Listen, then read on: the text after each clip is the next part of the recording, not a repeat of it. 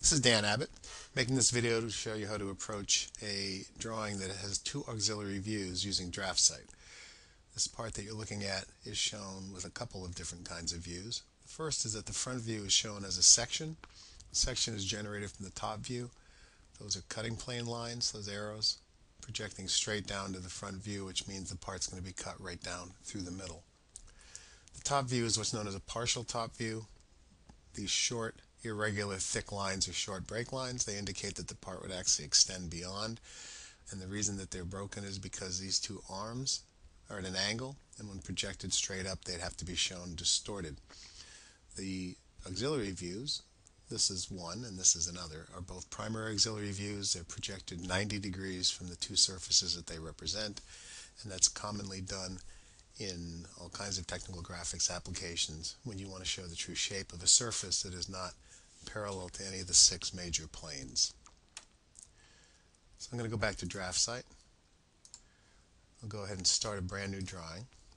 Because this part is metric, and you can tell that because of the size of the values. Take a look at it once again. All these numbers are quite large. It's not that they couldn't be inches, but in this particular case they are metric. So if we go to DraftSight, we're going to use one of the metrics templates. So we're not going to use standard, and we're not going to use standard ANSI. We're going to use standard ISO, International Standards Organization. Now we're in a metric drawing, which just means that certain values have been set or preset so they accommodate drawing in millimeters. I'll start by creating a couple of layers. First layer I want to create is a visible layer for visible lines, also sometimes called an object layer. I'll leave it set to white. It'll be continuous. I'll change the default line weight so that it's set to 0.4. I'm also going to need a layer for hatch patterns. That should be set to a line weight of 0.2. I'm also going to be needing a layer for center lines. I'll call that center, and I'll change the color as well. Make my center lines magenta. I'll use a line weight of 0.2. The default in DraftSight is 0.25. And I'll change the color of my hatch patterns as well. I'll change the hatch patterns to yellow. They don't need to show up very much. So that's a color that I often use for hatch patterns.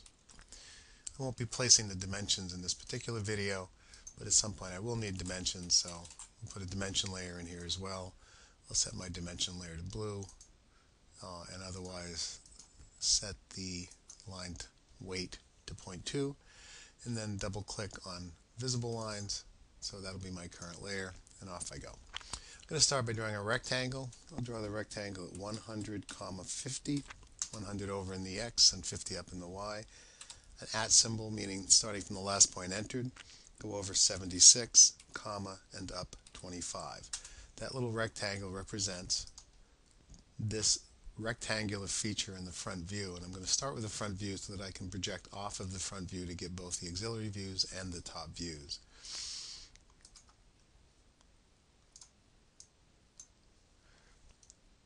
I'm going to go ahead and save as so that I have a name for this, and I'm going to call it auxiliary. Okay, now I'm going to start by drawing the arm on the left hand side. I'm going to use the line command for that.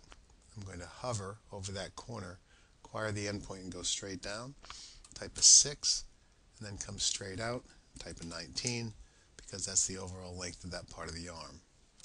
Now what I'd like to do is to just go straight down here at an angle of 30 degrees, but right now the only angles I have set for polar tracking are the ones that go 90 degrees.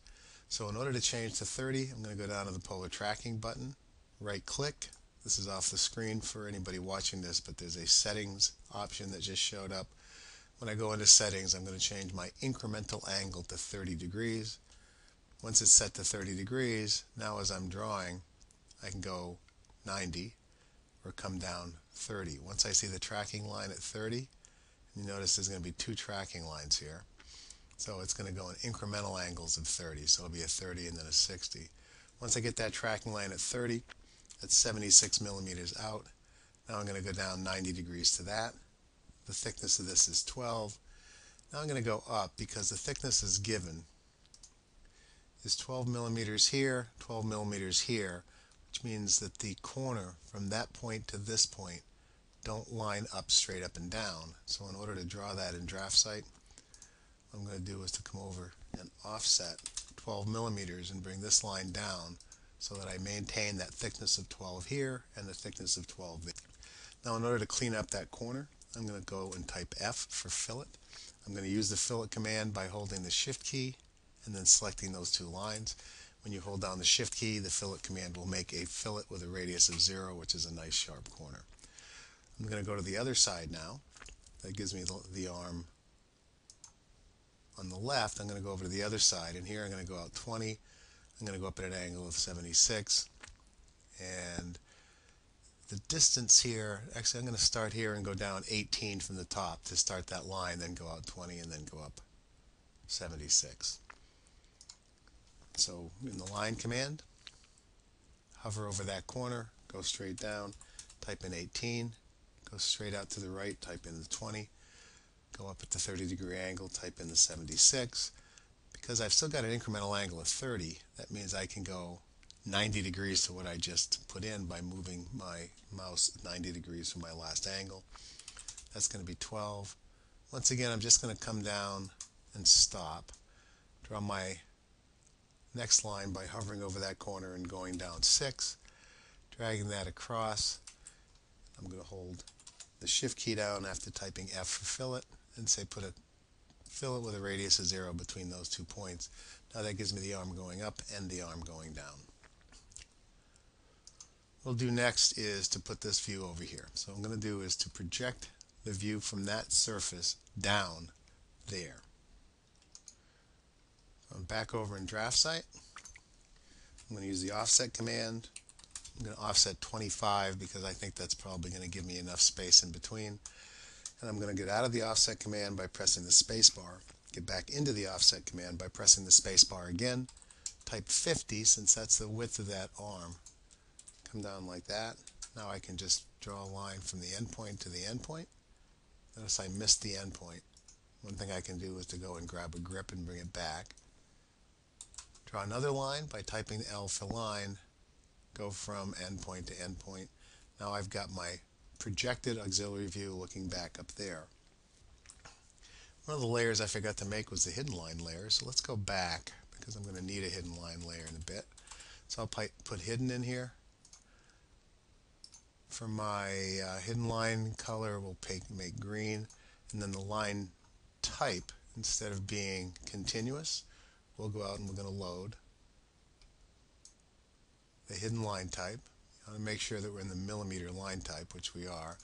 So the hidden line type, I'll make the hidden line type active for the hidden line layer. Now the reason I did that is what I'd like to do now is to offset through. I'm going to take this line right here and offset it through that point right there. That way I've projected that corner down to this auxiliary view. That will be a hidden line, so I'll pick it, go up and place that on the hidden line layer.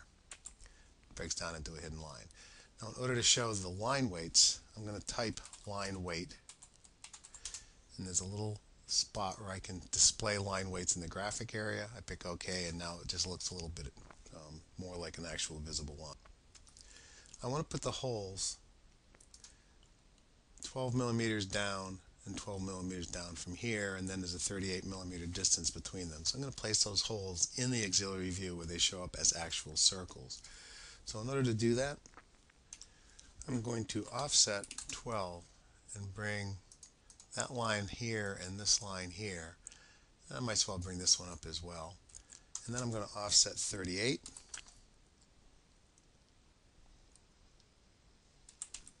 Offset 38. Bring that line down. Now these are construction lines at this point. I'll be erasing them in just a minute.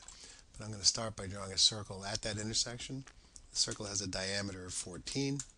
Now I can copy that circle from that intersection to this intersection, to this one, to this one. And now as long as I'm right here, I'm going to take these lines right here. I'm just going to put them on the center line layer so I can use them later on as center lines. Come on back here, put them in the center line layer. I'm going to have to turn them into center lines later on. And now I have a basis for projecting hidden lines back. So I'll go to the hidden line layer. I'll go to my line command, and I'm going to go from this intersection right here. I'm going to project up at 30 degrees.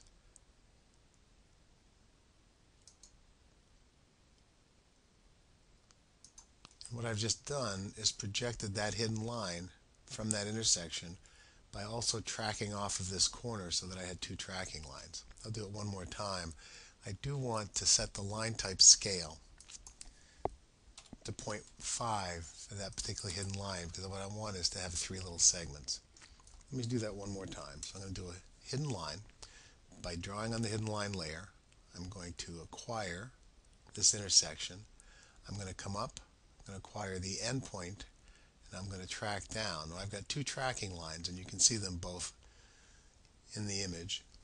Where they intersect is where I'm going to select when I pick the left button. Now I'm going to go back up, and again, I'd like to get an intersection here. Since I don't have an intersection there, I'm going to acquire that endpoint, bring it down until I have two tracking lines, left click. Now I have the center line, the hidden lines representing those holes. Now before I get too far along, let's take a look at this again, and I realize that because I have a section view up here, those actually wouldn't be hidden lines, they would be object lines, because we're going to show this part as though the part were cut.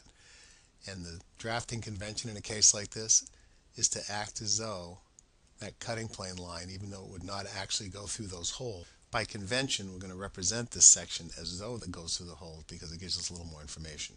So those two lines that I just drew are not actually going to be hidden lines, and as a result I'm going to go back, I'm going to collect them, I'm going to put them on a layer called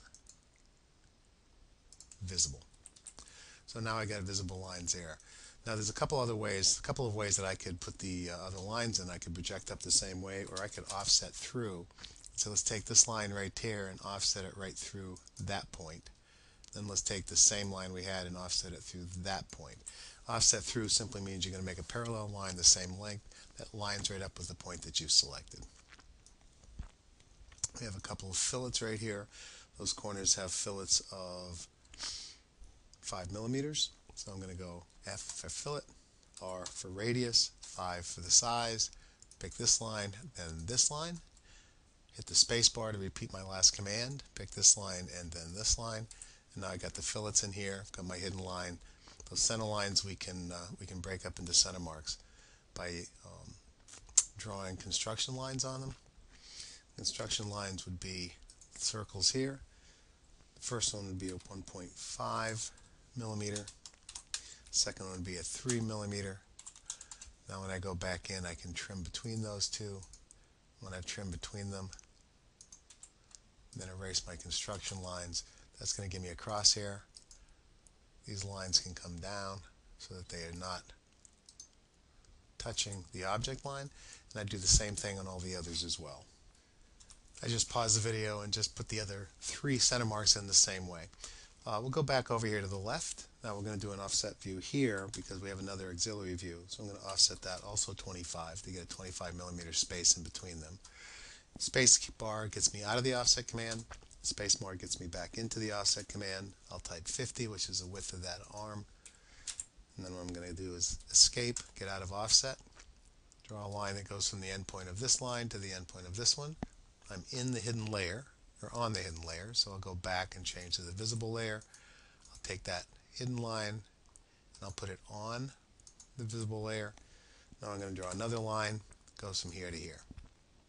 There's a slot in this side, and that slot comes right up here at the same angle, goes back 45 millimeters. So I'm going to start by drawing a slot from the midpoint up through, and to do that I'm going to draw a circle right here.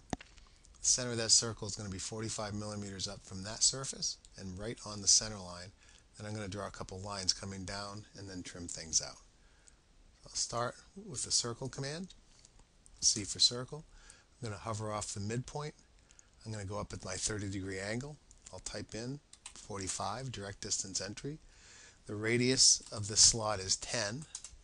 Now I'm going to go and I want to acquire this corner right here and then go down. And there's no real quadrant where I want it. The quadrant is straight up. So in order to do that, I'm going to draw a line from the corner. I'm going to project up until it hits That's not going to work, so I have another strategy. That would work in AutoCAD, it will not work in DraftSight. I'm just going to draw a line that comes down from the center of the circle straight down. Now I'm going to offset that line 10 millimeters in both directions. That'll give me the 10 millimeter radius of that slot. It'll also put those lines directly tangent to the slot. I can erase my construction line, use the trim command.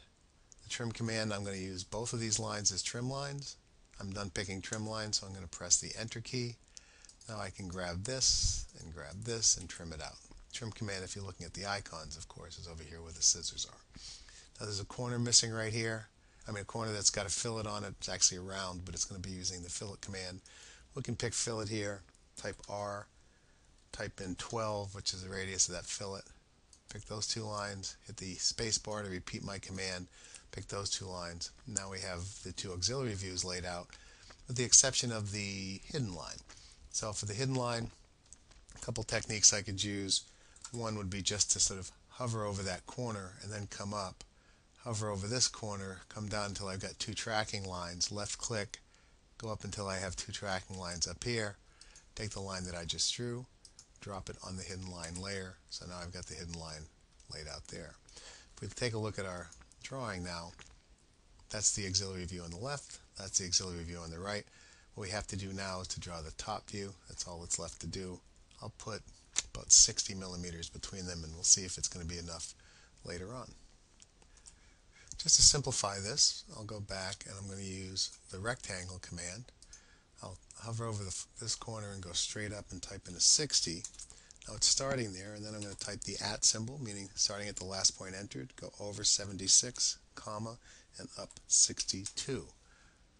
If we take a look at our drawing, from here to here is the same distance as 76 because the 76 is projected up. So the width of this rectangle from that line to that line is 76. Then the depth from here to here is 62 because it shows it right there. Then if you notice, I'm down 12 on this and over 13 here. So I'm going to go back to DraftSight. One of the things that I ended up getting when I used the rectangle command is a closed polyline. I'm going to explode that because I want to offset this line 12. So I'm going to come down for that. Enter, enter. Enter gets me out of offset, and then enter gets me back into offset. I'm going to offset 13 because there's a 13 millimeter difference over here. Then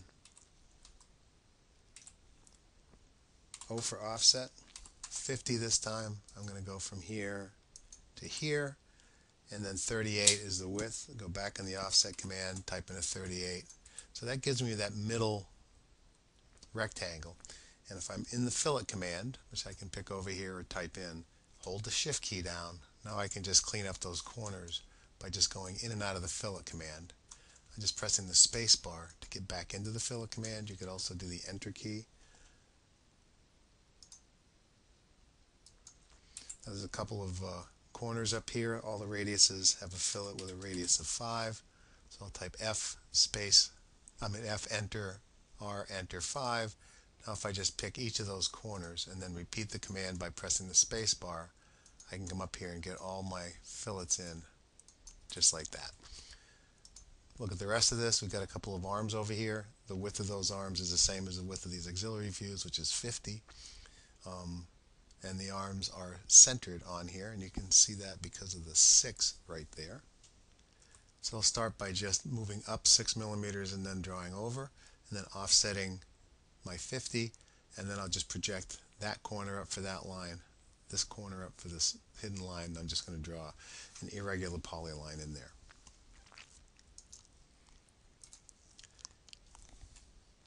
So I'm going to draw a line, starts right here, I'm going to go up 6, I'm going to come out like this, and all I want to do is to get out far enough so that it's past that corner right there. I'll trim that up by using the trim command.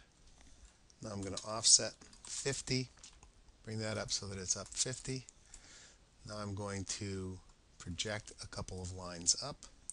I'll go in the line command. I'll take that corner. It's going to show up as an object line. I need 2 tracking lines to connect to it. Same with this one. two tracking lines. So there's my object line right there.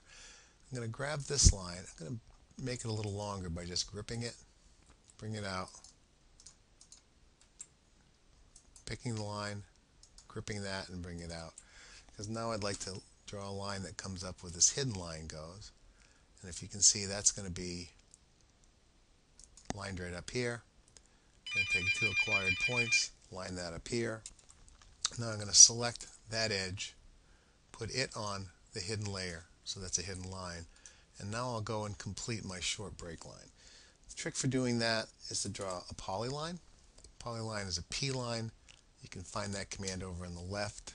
You just sit and hover long enough, it'll come up as a P line. Or you can type PL, which is the alias, or you could type polyline if you wanted to. Now what I'm going to do is I'm just going to make a series, a kind of jagged series. This isn't exactly what it looks like in the handout yet, but I'm going to do that so that I have a single line that's a little bit jagged. Now what I'm going to do is to edit that line. And to edit that line, I'm going to use a command called pedit. Edit polyline is what it's called in DraftSight. PE is the alias for it. If I select that line, I can now look at the options, and one of the options I have is to spline it. Splining it makes it look like that, which makes it look nice and irregular. Now I need sort of the same thing on the other side, but not exactly, because these corners are in different locations. So I'm going to mirror those three lines, not the object line and the hidden line, around the midpoint of this top view. So it comes over like that. Now I can come over and project an object line up. Looks like that. And then I'm going to take a hidden line and project that up from here. Or I could offset through, so O for offset, T for through, that hidden line through that corner, and now it just offsets it over so it lines right up. So now if we go back and look to see what else is left to do on this drawing, what we have now is a line coming projected down from that corner, and then we have a hatch pattern to put in. We're not going to put dimensions on this yet. We'll come back and do that later. So the only thing left to do here is to go ahead and put in the hatch pattern, and if we want to, we could put in these center marks. We'll go do that as well.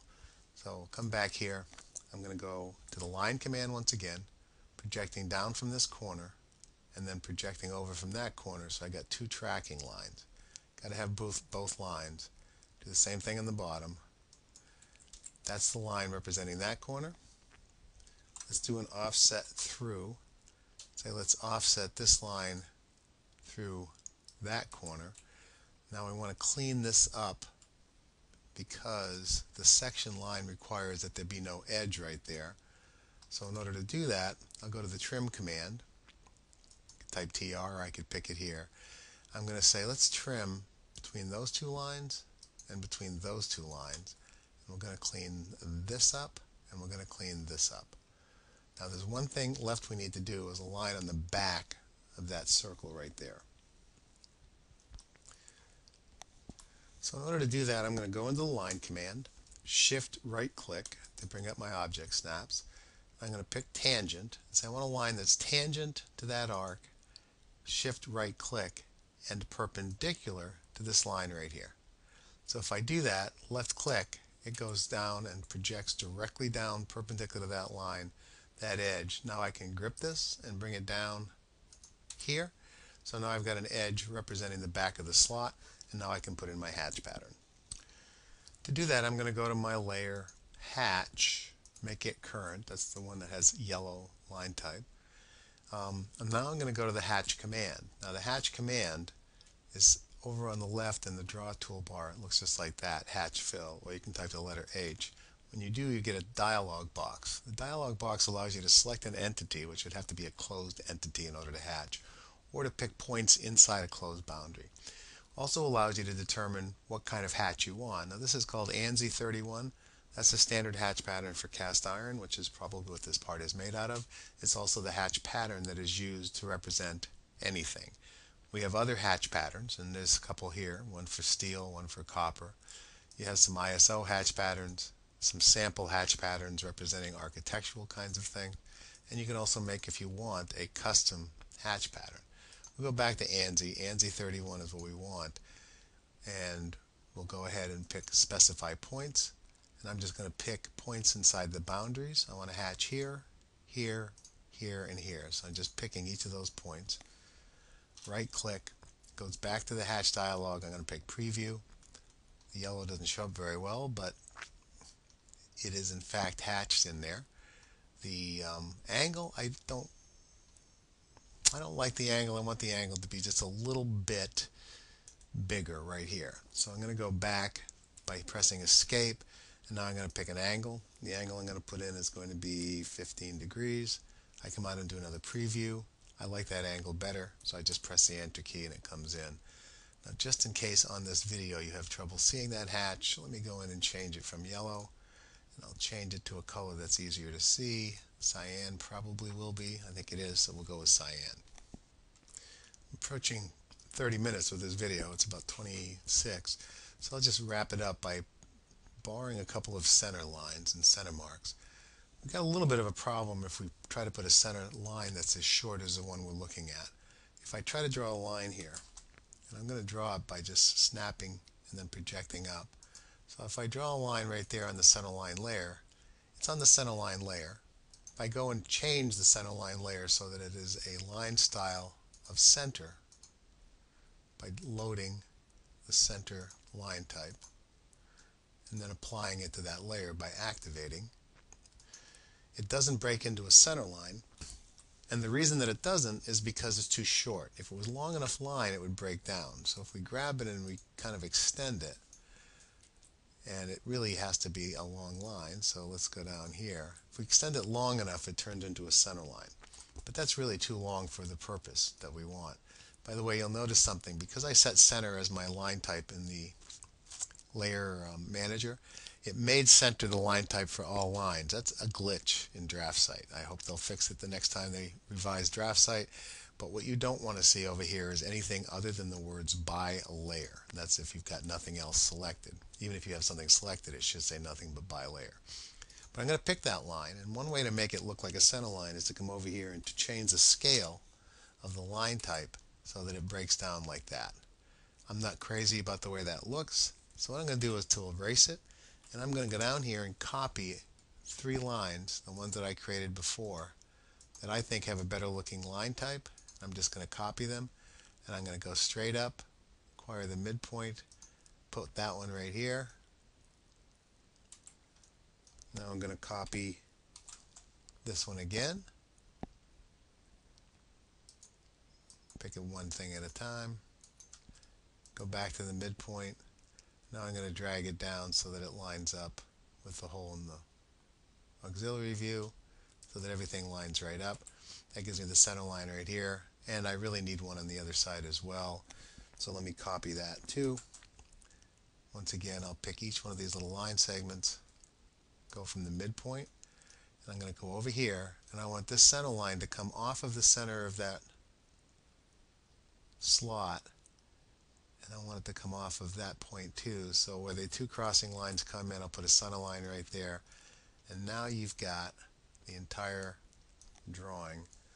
The only thing I've left off here is those little check marks, which are finish symbols, but that's part of the dimensioning, so I'll wait until we actually dimension this before I show you how to do that. That's it for this one.